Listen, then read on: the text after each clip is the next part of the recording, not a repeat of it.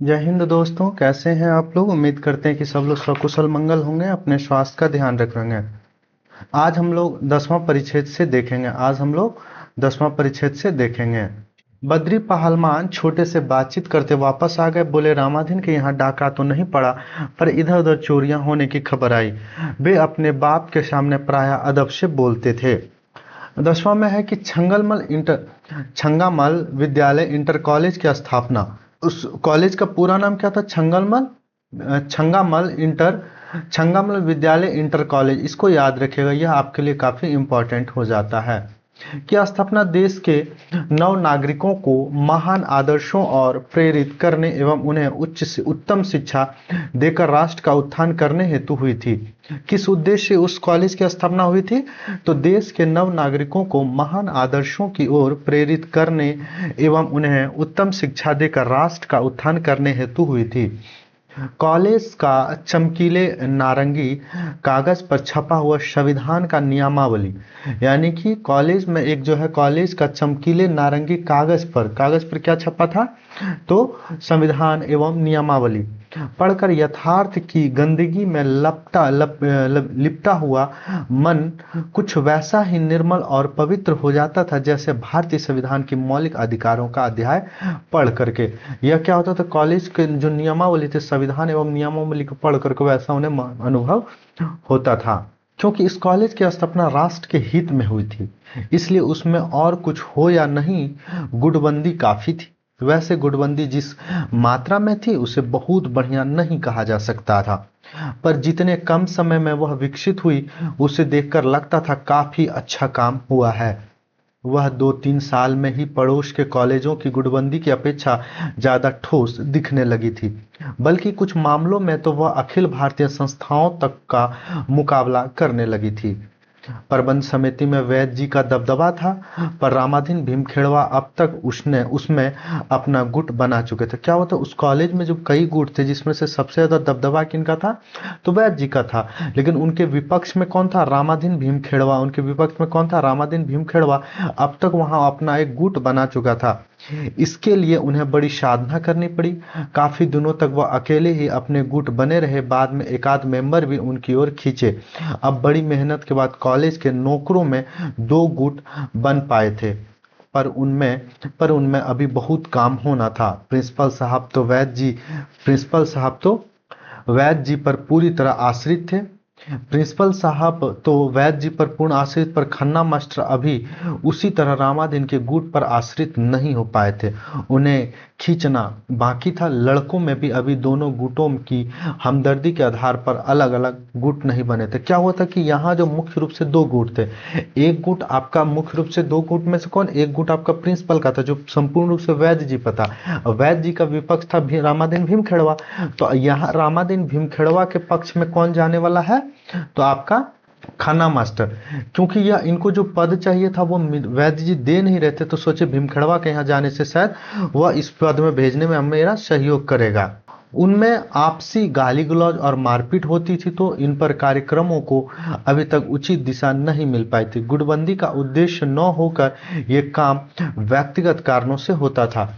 इस कारण लड़कों की गुंडागर्दी की शक्ति व्यक्तिगत स्वार्थों पर नष्ट होती जाती थी। उसका उपयोग राष्ट्र के सामूहिक हित में नहीं होता था, पर गुटबंदों को अभी इस दिशा में बहुत काम करना था। यह सही है कि वैद्य जी को छोड़कर कॉलेज के गुटबंदों में अभी अनुभव की कमी थी, यानी कि मेन जो गुटबंदी था वो किनका? वैद्य जी का था। बाकी जो था उसमें अनुभव वैसा नहीं था।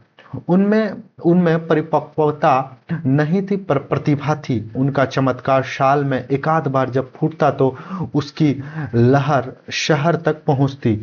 वहां कभी कभी ऐसा दावा भी चले जाते तो बड़े बड़े पैदाइशी गुटबंदों को भी हैरानी में डाल देते। पिछले 40 साल से वह अपने 24 घंटों केवल गुटबंदी के नाम अर्पित हुआ था। उनकी जिंदगी काफी गुटबंदी में चलता फिरता छोत बन गई थी। वह अखिल भारतीय स्तर का आदमी था।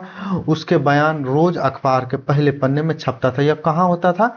तो एक क्या हुआ था कि एक उसने एक क्या बोलता है वैद्य जी का एक ऐसा दावा फेंका था वह खाली हो गया, पर चर्चा दूर दूर तक हुई, अखबारों में जिक्र। उसके गुटबंद का इतनी प्रभावित कि शहर के कॉलेजों तक साफ सिर्फ सिर्फ दोनों गुटों के पीठ ठोकने और दौड़ा चलाया। एक सीनियर गुटबंद अक्सर राजधानी में, क्या होता था, यह एक कोई सीनियर इनका गुटबंद था तो राजधानी में रहता था। उनके कई ऐसे बयान होते जो अखबारों वगैरह में भी आया करता था, वो पहले पन्ने में छपते थे।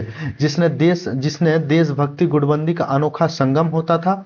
उसके उसके एक बार कॉलेज में आ चुकने के बाद लोगों को इत्मीनान हो गया था कि यह सब कॉलेज भले ही खत्म हो जाए, गुटबंदी खत्म नहीं होगी।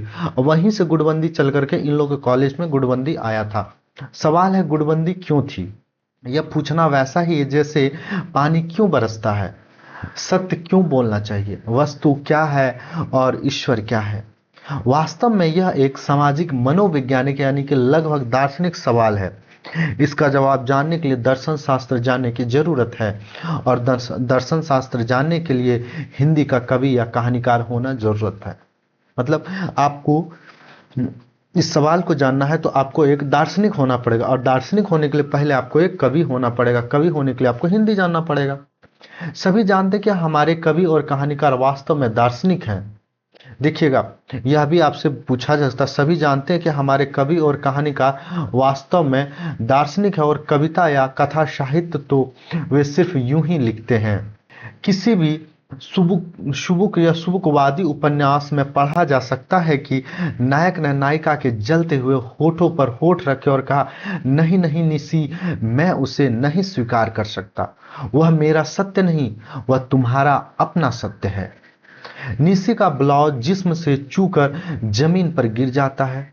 वह स्फुट स्वर में कहती है, निक्कू, क्या तुम्हारा सत्य मेरे सत्य से अलग है? इसी को ठाई कहते हैं। इसी के साथ निशी और निक्कू फिलॉसफी के हजारों मीटर वाली दौड़ पर निकल पड़ते हैं। अब निशी का भी ब्रा भी जमीन पर गिर जाती है, निक्कू की टाई और कमीज हवा में उड़ जाती है। यह फिलॉसफी लगभग सभी महत्वपूर्ण काव्यों और कथाओं में होती है और इसलिए ठीक नहीं कि इस उपन्यास के पाठक भी काफी देर से फिलॉसफी के एक लटके का इंतजार कर रहे हों और सोच रहे हों, हिंदी का यह उपन्यासकार इतनी देर से और सब तो यह कह रहा है, फिलॉसफी क्यों नहीं कहता? क्या मामला, यह फ्रॉड तो नहीं? यह सही है कि सत्य, अस्तित्व आदि शब्दों के आते ही हमारा कथाकार चिल्ला उठता है, सुनो भाई, यह किस्सा कहानी रोक कर मैं थोड़ी देर के लिए तुमको फिलॉसफी पढ़ाता हूँ, ताकि तुम्हें यकीन हो जाए कि वास्तव में फिलॉसफी था, पर बचपन के कुसंग के कारण यह उपन्यास और कविता लिख रहा हूँ। तात्पर्य यह है कि क्योंकि फिलॉसफी बिगाड़ना प्रत्येक कवि और कथाकार के लिए अपने आप में एक वैल्यू है। क्योंकि मैं कथाकार हूँ, क्योंकि सत्य, अस्तित्व आदि की तरह गुटबंदी जैसे एक महत्वपूर्ण शब्द का जिक्र आ चुका है, इसलिए 16 पृष्ठ के लिए तो नहीं, पर 1-2 पृष्ठ के लिए अपनी कहानी रोककर मैं पाठकों से कहना चाहूंगा कि सुनो सुनो हे भाई, वास्तव में तो मैं एक फिलोसफर हूं, पर बचपन के कुसंग के कारण। वेदांत के अनुसार, जिसका हवाला वेद जी आयुर्वेद के पर्याय के रूप में दिया करते थे, गुटबंद परमानुभूति का चरम दशा का एक नाम है। क्या वैद जी मानते हैं कि गुटबंदी परमानुभूति की चरम दशा का एक नाम है? उसमें प्रत्येक तू मैं को और प्रत्येक मैं तू को अपने से ज्यादा अच्छी स्थिति में देखता है। वह उस स्थिति को पकड़ना चाहता है। मैं तू और तू मैं को मिटाकर मैं की जगह तू और तू की जगह मैं बन जाना चाहता है। वेदांत हमारी परंपरा है, और चूंकि गुटबंदी का अर्थ वेदांत से खींचा जा सकता है, इसलिए गुटबंदी भी हमारी परंपरा है, और दोनों हमारी सांस्कृतिक परंपराएं हैं। आजादी मिलने के बाद हमने अपनी बहुत सी सांस्कृतिक परंपराओं को फिर से खोद कर निकाला है। तभी हम हवाई जहाज से यूरोप जाते हैं, पर यात्रा का प्रोग्राम ज्योतिषी से बनवाते हैं। फॉरेन एक्सचेंज, इनकम टैक्स की दिक्कतें दूर करने के लिए बाबाओं का आशीर्वाद लेते हैं। स्कॉच विस्की पीकर भगंदर पालते हैं और इलाज के लिए योगाश्रमों में जाकर सांस फूलाते हैं, पेट सिकुड़ते हैं। उसी तरह विलायती तालीम में पाया हुआ जनतंत्र स्वीकार करते हैं कि उसको चलाने के लिए अपनी परंपरागत गुटबंदी का सहारा लेते हैं। हमारे इतिहास में चाहे युद्ध काल रहा हो या शांति काल, राजमहलों से लेकर खलिहानों तक गुटबंदी द्वारा मैं को तू और तू को मैं बनाने की शानदार परंपरा रही है। अंग्रेजी राज में अंग्रेजों को बाहर भगाने के झंझट में कुछ दिनों के लिए हम उसे भूल गए थे। आज़ादी मिलने के बाद अपनी और परंपराओं के साथ इसको भी हमने बढ़ावा दिया है। अब हम गुटबंदी को तू मैं, लात जूता, साहित्य और कला आदि सभी पद्धतियों से आगे बढ़ा रहे हैं। यह हमारी सांस्कृतिक संस्था है, यह वेदांत को जन्म देने वाला देश की उपलब्धि है। यही संक्षेप में गुटबंदी का दार्शनिक इतिहास और भूगोल है। इस लाइन को याद रखें। यहाँ से आपको कोई भी प्रश्न पूछा जा सकता है कि यह हमारी संस्कृति आस्था है, यह वेदांत को जन्म देने वाला देश की उपलब्धि है। यही संक्षेप में गुटबंदी का दर्शन और इतिहास और भूगोल है। इन मूल कारणों के साथ कॉलेज में गुटबंदी का एक दूसरा कारण लोगों का यह विचार था कि कुछ होते रहना चाहिए। यहाँ सिनेमा नहीं है, होटल नहीं है, कॉफी हाउस नहीं है, मारपीट, छुरेबाजी, सड़क की दुर्घटनाएं, नए नए फैशनों की लड़कियां, नुमाइशें, गाली गलौज वाली सार्वजनिक सभाएं, ये भी नहीं है। लोग कहाँ जाएं, क्या देखें, क्या सुने, इसलिए कुछ होते रहना चाहिए। 4 दिन हुए कॉलेज में एक प्रेम पत्र पकड़ा गया था जो एक लड़के ने लड़की को लिखा था। लड़के ने चालाकी दिखाई थी। अब जो प्रेम पत्र लिखा गया था उसमें क्या चालाकी दिखाई गई थी कि पत्र पढ़ने में लगता था कि वह सवाल नहीं, लड़की के पत्र का जवाब है, पर चालाकी कारगर नहीं हुई। लड़का डांटा गया, पीटा गया, कॉलेज से निकाला गया। फिर उसके बाप को इस आश्वासन पर कि लड़का दोबारा प्रेम न करेगा और इस वादे पर इस कॉलेज में नया ब्लॉक के लिए 50,000 ईंटें दे दी जाएगी। कॉलेज में फिर से दाखिल कर लिया गया। मतलब उस लड़के को जो प्रेम पत्र पकड़ाया गया था उसे तो सबसे पहले डांटा गया, पीटा गया, कॉलेज से निकाल भी दिया गया। और तब भी नहीं मन भरा तो उसके गार्जियन को बुलाया गया, माता पिता को बुलाया गया, उसको आश्वासन दिया गया कि लड़का दोबारा प्रेम नहीं करेगा। और इस वादे को बरकरार रखने के लिए उसे कितने 25,000 ईंटें दे दी जाएगी। मैंने उसको 25,000 ईंटें का भी जुर्माना लगाया गया कि तुम कॉलेज को दोगे, तुम्हारे बेटे ने गलती की है। कुछ हुआ भी तो उसका असर 4 दिन से ज्यादा नहीं रहा। उससे पहले एक लड़के के पास देसी कारतूस तमंचा बरामद हुआ। तमंचा बिना कारतूस का था और इतना भोला बना था कि इस देश के लोहारों की कारीगरी पर रोना आता था।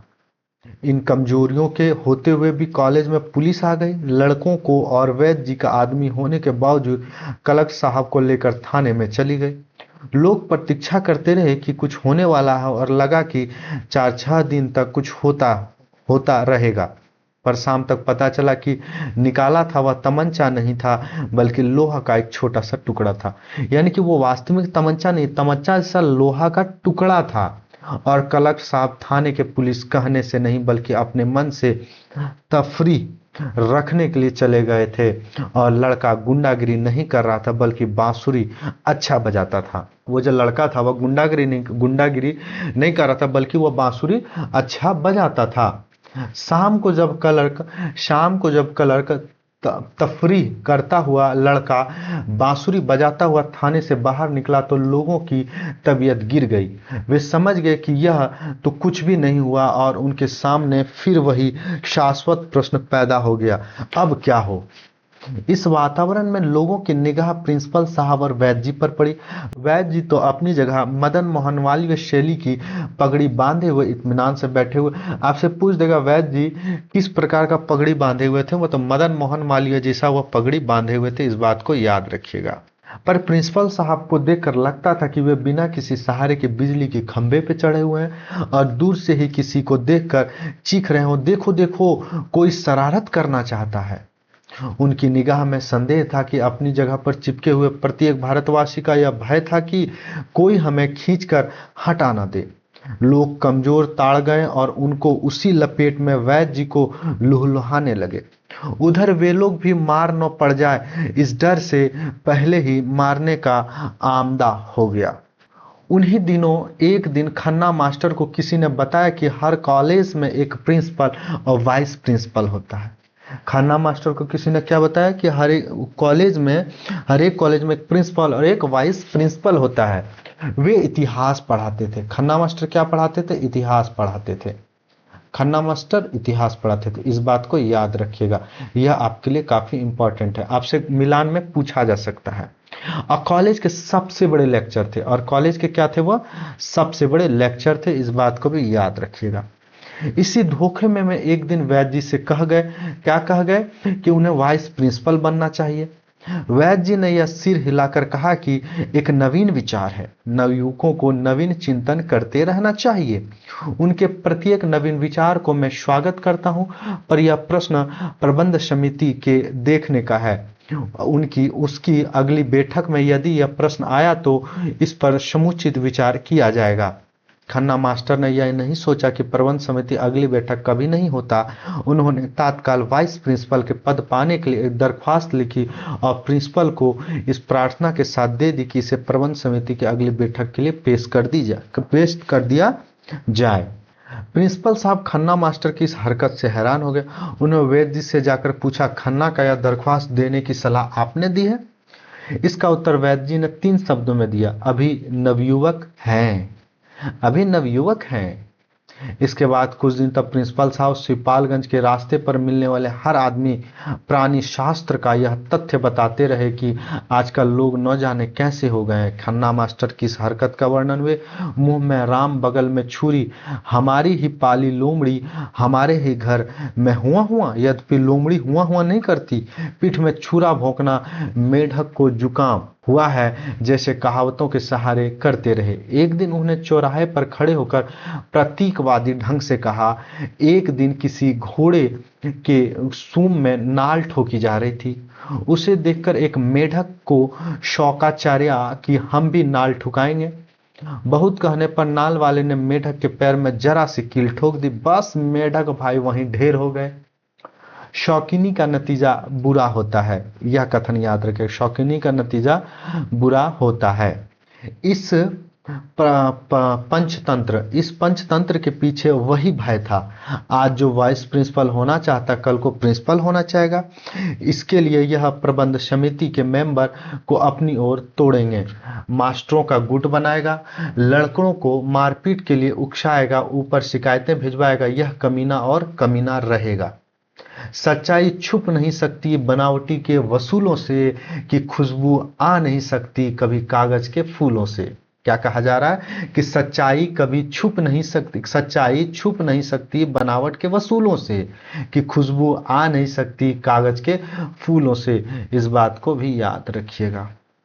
इस कविता के ऊपर दर्ज करके रामाधीन भीमखेड़वा ने वैद्य जी को जो पत्र लिखा था उसका आशय था कि प्रबंध समिति के बैठक जो पिछले 3 साल से नहीं हुई 10 दिन में बुलाई जानी चाहिए, और कॉलेज के साधारण समिति का सालाना बैठक जो कॉलेज की स्थापना के साल से अब तक नहीं हुई के बारे में वहां विचार होना चाहिए।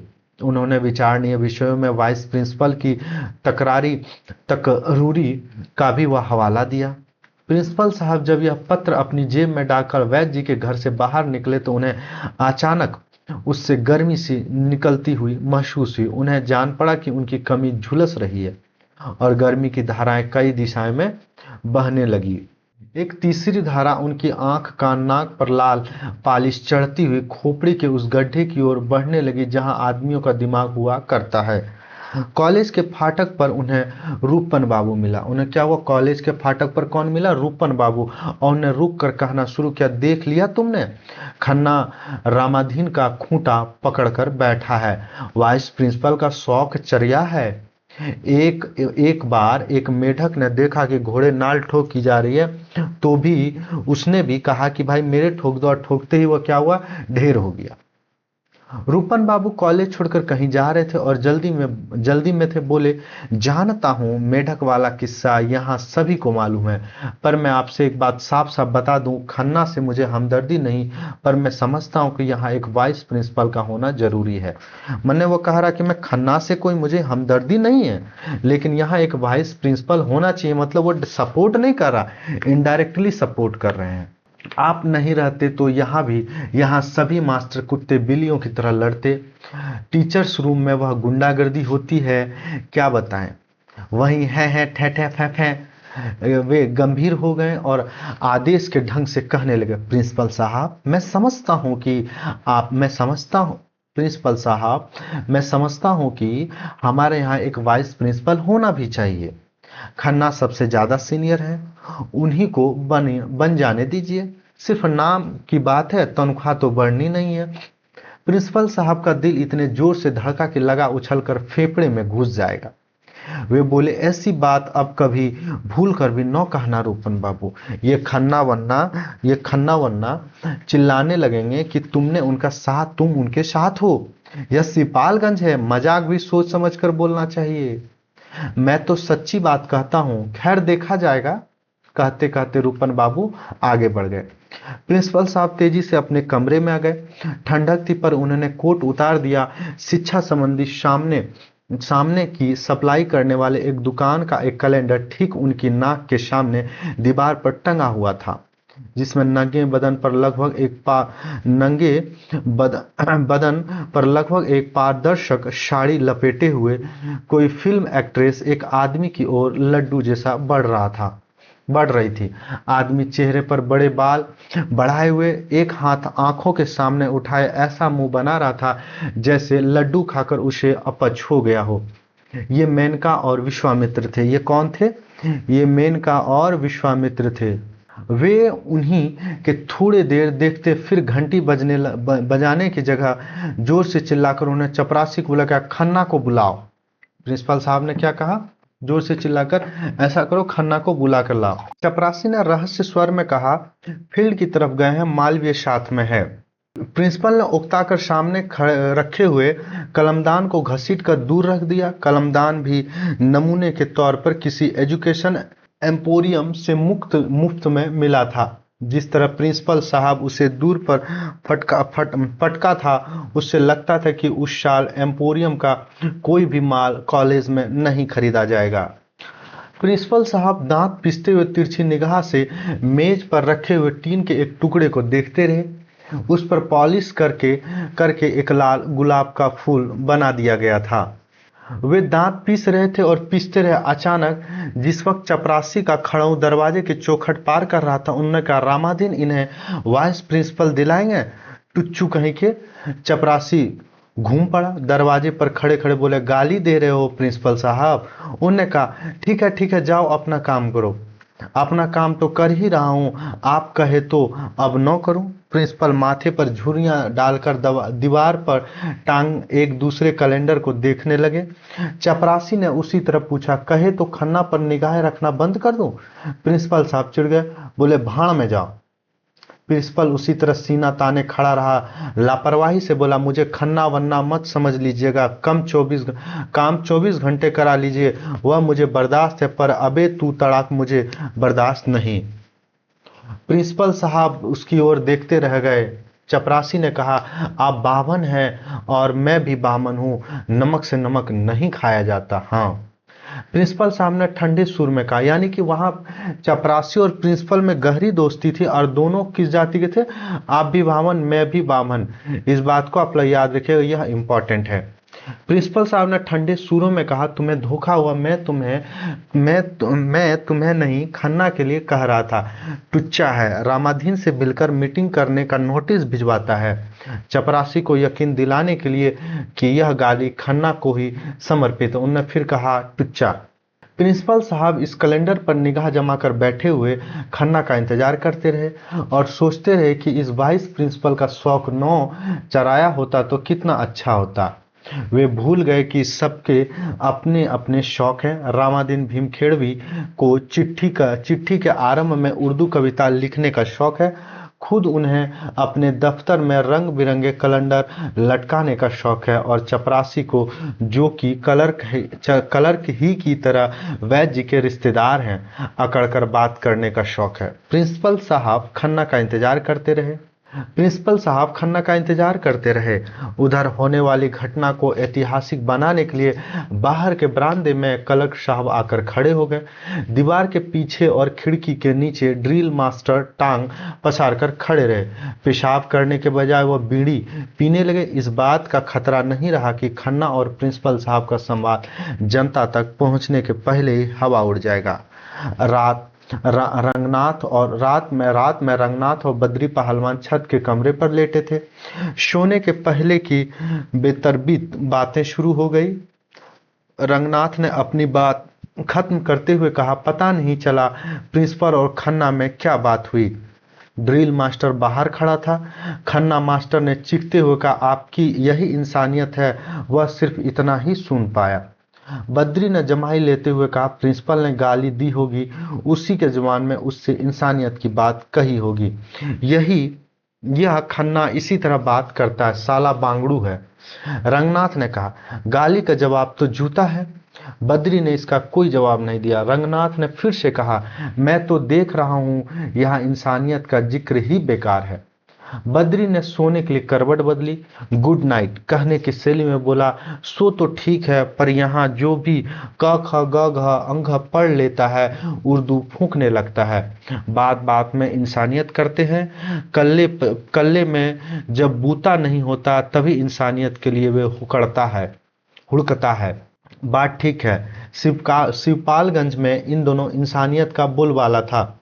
लौंडे दोपहर की घनी अमराइयों में जुआ खेलते थे। जीतने वाले जीतते थे, हारने वाले कहते थे, यही तुम्हारी इंसानियत है। जीतते ही तुम्हारा पेशाब उतर आता, टकराने के बहाने ढूंढने लगते।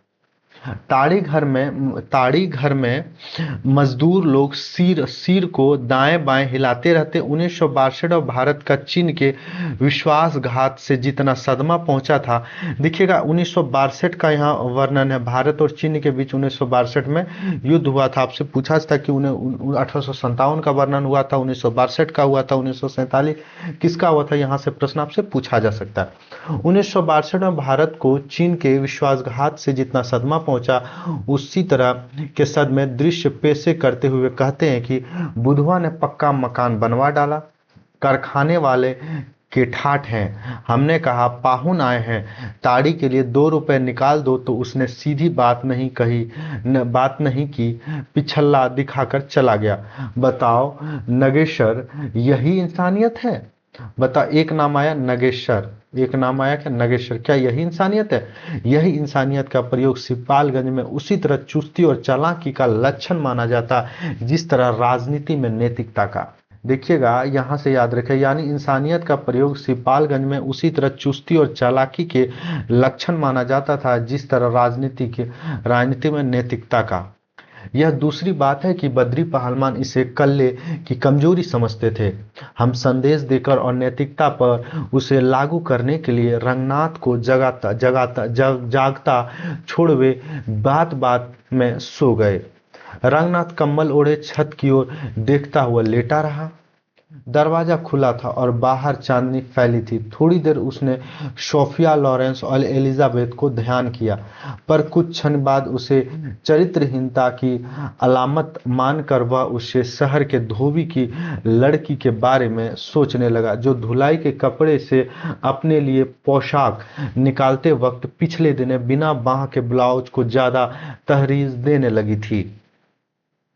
उनमें कुछ शेर भालू छलांग लगाने लगे। उसने एक बार पूरी कोशिश से सायरा बानू को धड़ से पकड़ने घसीटने चाहा, पर हाथ से बाहर फिसल गई और उसी सौदे से शेर और भालू भी बाहर निकल गए। तभी उसके दिमाग में खन्ना मास्टर की बिगड़ती हुई तस्वीरें एक दो बार लुपलुपाई और एक शब्द गूंजने लगी, इंसानियत इंसानियत। यह जो वह सोते इसमें सोच रहा है कि क्या है नहीं है। पहले लगा कि कोई यह शब्द फुसफुसा रहा, फिर जान पड़ा इसे कोई मंच पर बड़ी गंभीर आवाज में पुकार रहा है। इसके बाद ही ऐसा जान पड़ा कि कहीं दंगा हो रहा और चारों ओर से लोग चीख रहे इंसानियत इंसानियत इंसानियत। वह जाग पड़ा और जागते ही शोर सुनाई दिया, चोर चोर चोर, जान न पाए पकड़ लो चोर चोर चोर, जान न पाए पकड़ लो चोर चोर। एकाध क्षण के बाद पूरी बात चोर चोर पर आकर टूट रही थी, जैसे ग्रामोफोन की सुनाई सुई रिकॉर्ड में इसी नुक्ते में फंस गई हो। उसने देखा शोर गांव की दूसरी तरफ हो रहा था। बद्री पहलवान चारपाई से कूदकर पहले ही नीचे खड़े हो गए। वह भी उठ बैठा।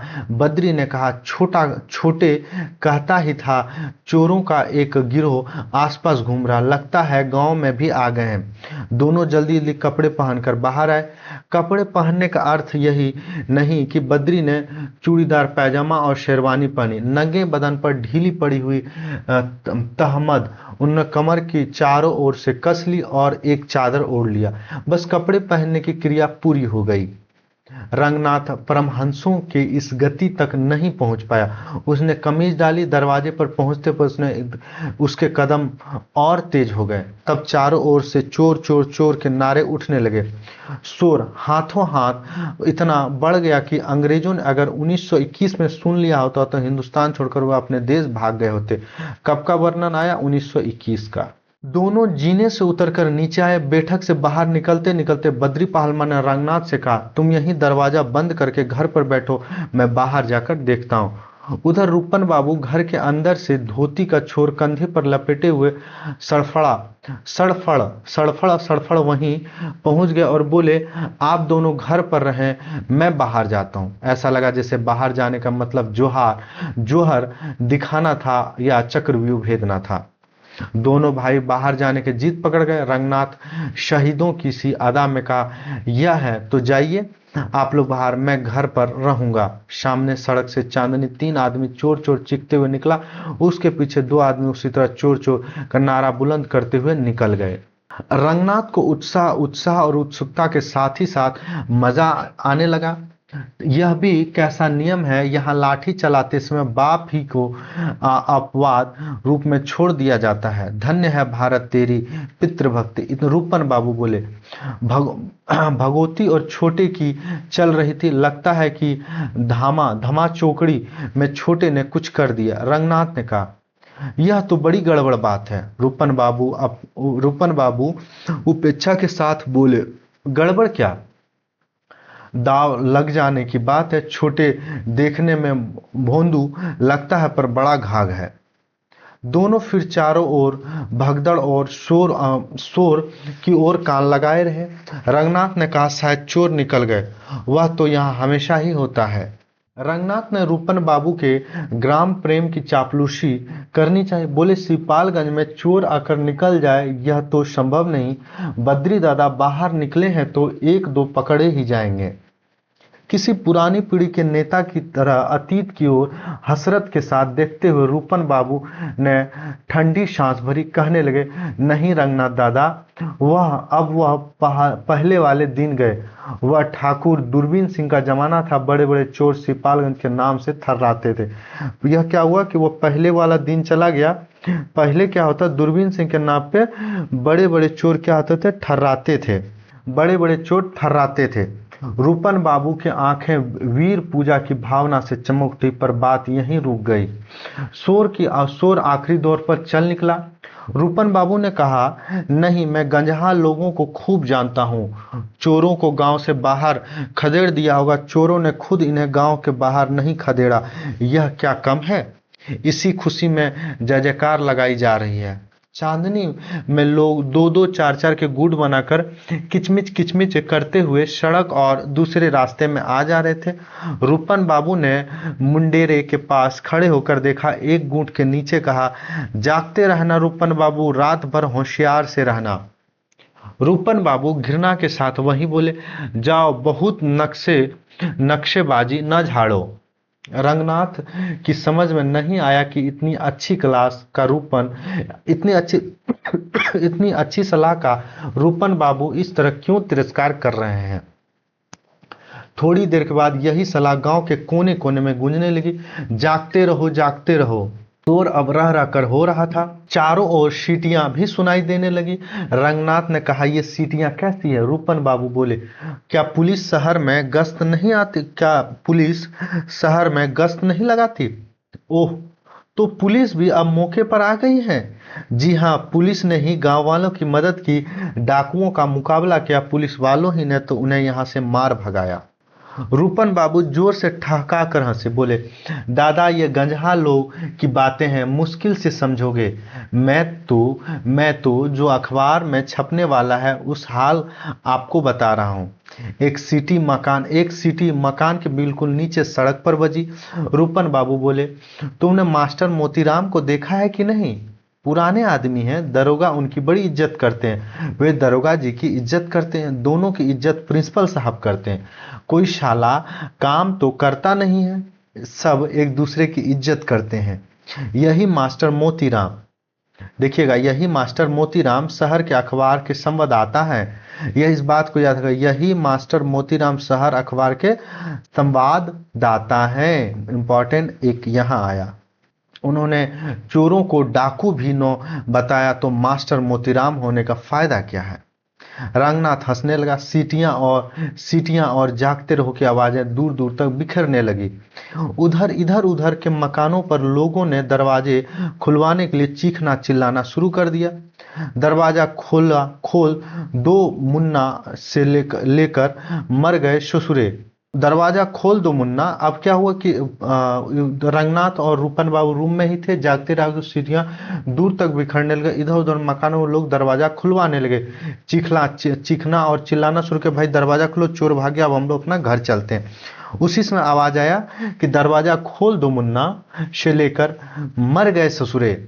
अरे हम पुकार रहे हैं, तुम्हारे बाप तक की सैलियां दरवाजा खुलवाने के लिए प्रयोग में आने लगे। वैद्य जी के मकान पर भी किसी ने सदर दरवाजे को शाकली खटखटाई। बाहर लटकने वाले एक हलवाहा जोर से खांसा। शाकल दोबारा खटकी। रंगनाथ ने कहा, बद्री दादा होंगे, चलो ताला खोल दें। वे लोग नीचे आ गए। ताला खोलते खोलते रूपन ने पूछा, कौन? बद्री ने दहाड़ कर कहा, खोलते हो कि नहीं? कौन लगाए हो? रूपन ने ताला खोलना बंद कर दिया। बोले, क्या नाम है?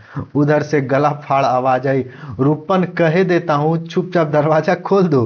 कौन? बद्री दादा? हाँ हाँ, बद्री दादा ही बोल रहा हूँ, खोलो जल्दी। रूपन ने ढीले ढाले हाथों से ताला खोलते हुए कहा, बद्री दादा आपने बाप का नाम भी बता दो। अब बद्री दादा अपने बाप का भी नाम बता दो। बद्री दादा ने कोसते हुए वेद जी का नाम बताया। रूपन ने पूछा, दादा जरा अपने बाबा का भी नाम बताओ। दादा जरा अपने बाबा का भी नाम बताओ। उन्होंने उसी तरह कोसते हुए बाबा का नाम बताया। फिर पूछा, पर बाबा का नाम? बद्री ने दरवाजे पर मुक्का मारा, कहा, अच्छा नौ खोलो तो जाते हैं। रूपन ने कहा, दादा जमाना जोखिम है, बाहर चोर घूम रहे हैं, इसीलिए पूछ रहा हूँ। पर बाबा का नाम भूल गए हो तो नौ बताओ, पर गुस्सा दिखाने से कोई फायदा नहीं, गुस्सा का काम बुरा है। बद्री पहलवान ने कोई जवाब नहीं दिया, चुपचाप जीना चढ़कर ऊपर आ गए। रूपन बाबू नीचे ही अंदर चले गए। ऊपर में रंगनाथ और बद्री पहलवान जैसे अपने अपने चारपाइयों पर लेटे, तभी नीचे गली से किसी ने पुकारा, वस्ताद नीचे आओ, मामला बड़ा गिचपिच हो गया है। बद्री ने कमरे के दरवाजे से पुकार कर, क्या हुआ छोटे? सोने दोगे कि रात भर यहीं जाते रहोगे? छोटे ने वहीं से जवाब दिया, वस्ताद सोने वोने की बात छोड़ो, अब तो रपट की बात हो रही है। इधर साले गली गली में चोर चोर करते रहे, उधर चिल्लप्पों में किसी ने हाथ मार दिया। गया दिन के यहाँ चोरी हो गई, उतर जाओ। चोरी किन के यहाँ हुआ था? गया दिन के यहाँ चोरी हो गया था।